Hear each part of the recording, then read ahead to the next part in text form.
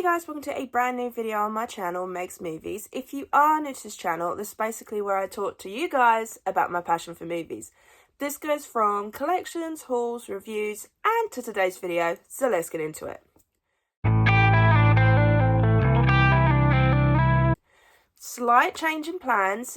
Today would have normally been my original versus remake episode. However, I've only just now finished watching the original and I've still got the remake to watch and I have work at 3.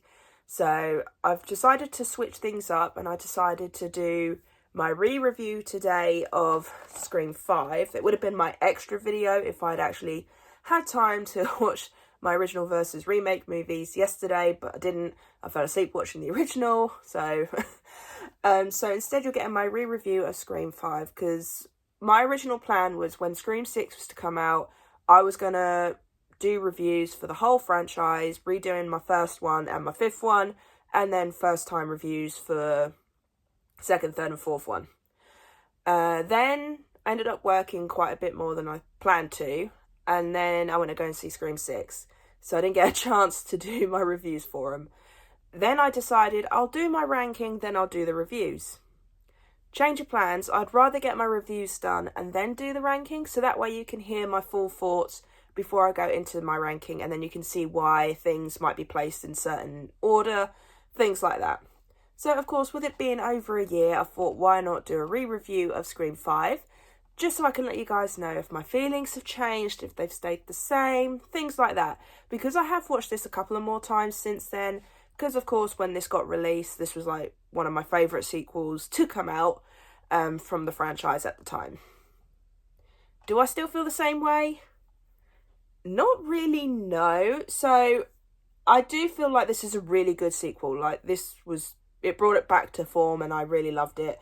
I love the nods to the original. I also love the fact that we got not only the legacy characters, but we got some new characters to follow, which I do love how we've got some new people to follow.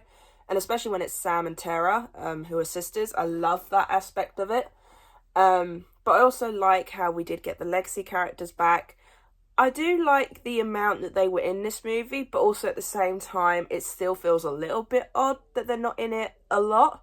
So it's very 50-50 feelings on the legacy characters. I still can't believe what they did to one of them. Like, I still can't watch the scene to this day. But I think it was necessary. As much as I hate that scene, I still think it was necessary for it to happen. The kills in this, still brutal, not as brutal as Scream 6. But for me, upon rewatching this film, it's very odd. Like, every time I rewatch this film, sometimes I really enjoy it, sometimes I just find it okay. It depends on why I'm watching it, I think. So, because I was watching this before Scream 6, because originally when I watched this one during my Scream marathon the week before, I actually fell asleep most of the time during this, so that's why I wanted to rewatch it before I went to go and see Scream 6, especially since I knew what happened in Scream 6, so it's sort of like I wanted to see how much it connects and things like that. But upon rewatching this, I just kind of feel like it's still an epic sequel, but it's just not as good as some of the ones that I've revisited recently. I am going to rewatch them because I want to do my reviews the day I watch the films, or the day after at least. But upon rewatching these films, this would be a little bit lower on my list now, but I still well and truly enjoy this film, and I'm so glad we got a sequel that, even though it wasn't done by Wes Craven, I think he would still be proud of this film. Because not only did they stick to the horror tropes, but they also did something a little bit different here and there. And it brought it back to what Scream 1 was. Because obviously with Scream 3, things took a bit of a turn. Scream 4 came back. But for me, upon watching Scream 4, I think I enjoy it a little bit more than Scream 5. But Scream 5 is still an epic movie. I mean, the opening alone, just Jenna Ortega, she's like the best thing in this film, I think. And I do love the fact that Dewey got a little bit more of a role in this one.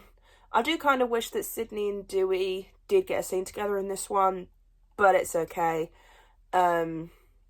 but it's weird to think that even though this was a long time coming, because obviously the last film we got was 2011, so we thought the franchise was dead and buried, we thought that was it. Then we got Scream 5, and they've made it popular again. They've brought back Ghostface and made him more relevant to the modern generation. So people like me who love the classics, who grew up with the first four, you know, things like that, can be a little bit concerned when it comes to sequels that are from franchises from a while ago. But they made it modern, but also stuck to those classic tropes of horror movies that we got in the first four films. So I really enjoy that aspect of it. But for me, I think this would now be a little bit lower on my list now that I've watched it multiple times. But it is, honestly, when you have a film franchise that is consistent, it is brilliant. And I would happily return to this one, because even Neve Campbell, Sidney Prescott and Gale, like these two in this movie were just bang on. They were badass, you know. After all these films, they keep growing and growing and growing as characters. And I love how their friendship sort of like developed throughout each film, you know. So it was good to come back to this. I will still rewatch this. Like, I will still have a Scream marathon every October. But thinking about it, when it comes to a ranking, I think this will be fairly low on my list. Not sure how low yet, because I haven't have rewatched Scream 2, 3 and 4 and 1 the other week, but I'm going to rewatch them again, because I'm trying to sort of like do the reviews after I've watched them. But of course I did review Scream 1 last week, so that one I won't do. So you'll get a review for 2, 3 and 4. I hope that makes sense. I haven't reviewed those ones on the channel, so keep an eye out for those over like the next week or so.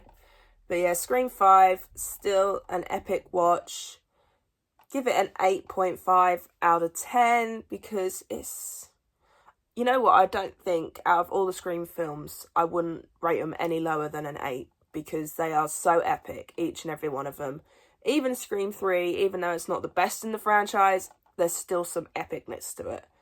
But yeah, Scream 5, certainly worth a watch if you want to see sort of like a more modern Scream film, if you're not wanting to watch the classic ones, even though I recommend you do. This is still an epic return to form. And even after watching Scream 6 for the second time this week, I still freaking love that one. It's amazing. And I look forward to what Scream 7 will bring. So yeah, I really hope you enjoyed this re-review of Scream 5. I certainly liked watching it again, but like I said, for some reason with every rewatch, it can either be a good one or a okay one. It's never a bad one, it's just, it could be either or. So yeah, I really hope you enjoyed this video. If you did, then do give it a thumbs up. And if you are new to this channel, then go ahead, hit that subscribe button and also notification bell down below to be notified when I post. And I'll see you guys in my next one. I don't know what the next review will be. It could be the 2, 3 or 4. I'm not sure yet. It might be 4 in all fairness, because now I've seen Kirby in Scream 6. I kind of want to watch Kirby again in Scream 4. So that might be the next one. I'm not sure.